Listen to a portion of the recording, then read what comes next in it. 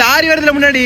நண்பர்களே, நான் நினைச்சு கூட பார்க்கல இப்படி ஒரு நாள் அமையும்னு. This is day 9 fit and freelancing journey. மக்களே, மார்னிங் எந்திரிச்சதுமே முட்டையை லோட் பண்ணிட்டு அப்புறமா லேர்னிங் ப்ராசஸ் முடிஞ்சு டிசைனிங் ப்ராசஸ் வந்துட்டேன். ஃபினிஷ் பண்றதுக்கே 11 ஆயிட்டு. அப்புறமா மதியானமா நம்ம லோ கேலரி சாப்பாட்டை சமைக்க ஆரம்பிச்சிட்டேன். அது வேகிற கேப்ல நம்ம மாஸ்டர் சொல்லியிருக்காரு, தம்பியா புள்ள உனக்கு ஹேண்ட்ஸ் அண்ட் புஷ்அப் பண்ற அளவுக்கு ஸ்ட்ரென்த் இருக்கு, நீ டெய்லியும் 10 times hands and push up attempt பண்ணு, அப்பதான் பேலன்ஸ் கிடைச்சு உன்னோட புஷ்அப் கவுண்ட் இன்க்ரீஸ் ஆகும் சொன்னாரு. ஒரு 15 டைம் அட்டெம்ப்ட் பண்ணிருப்பேன். அதன் பயனாக இன்னைக்கு ஒரு 3 கவுண்ட் வந்துச்சு. நன்றி வாத்தியாரே. அப்புறமா போட்டோ ஷூட் எடுக்க பசங்க கூட்டு வந்தாங்க. இதோ இந்த லாரியை பாத்துட்டீங்களா? லாரி வருதுல மச்சான். இல்ல லாரி வருதுல முன்னாடி.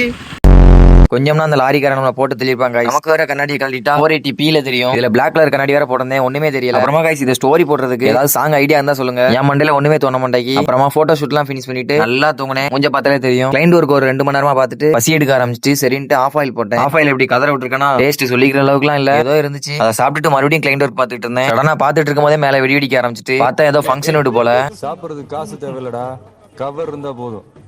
ஆமா கைஸ், உள்ள களத்துல இறங்கியாச்சு. அங்க நம்ம ஃபாலோவர்ஸ் ஒருத்தர் ப்ரோ பொண்ணு விடா பையன் விடான்னு கேட்டாரு. நாங்க கேஷுவலா பொண்ணு விடுன்னு சொன்னோம். அவர் அதுக்கு சொன்னாரு, ப்ரோ இது ஃபர்ஸ்ட் கல்யாணம் விட இல்ல ப்ரோ தான். பிறகு அவர் கூட லைட்டா பேச்ச போட்டு இன்னைக்கு நான் டே ஃபினிஷ் பண்ணிட்டோம்.